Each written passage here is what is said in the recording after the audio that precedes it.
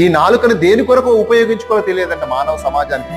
ఈ నాలుకతోనే ఇచ్చకమలాడుతూ ఉంటారన్నమాట. ఈ నాలుకతోని అబద్ధాలు ఆడుతూ ఉంటారంట. ఈ నాలుకతోని ఎక్కడ లేని మాటలు మాట్లాడుతూ ఉంటారంట. రోజుకి ఎన్ని మాటలు మాట్లాడతామండి మనం? దగ్గర ఒక 500 మాటలు మాట్లాడితే అందులో దేవుని కోసం ఎన్ని ఉంటే లెక్క పెట్టుకోండి. ఒకసారి లెక్క పెట్టుకోండి.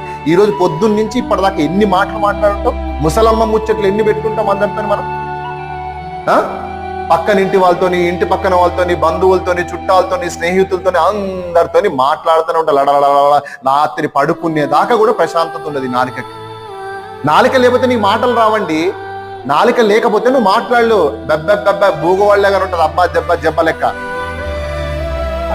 నాలుక పని చేస్తే నువ్వు మాట్లాడడం మొదలు పెడతావు. ఈ నాలుకని దేవుడు ఎందుకు పెట్టాడంటే దేవుని పని కోసం పెట్టాడంట. దేవుని కొరకు మాట్లాడాలని పెట్టాడంట.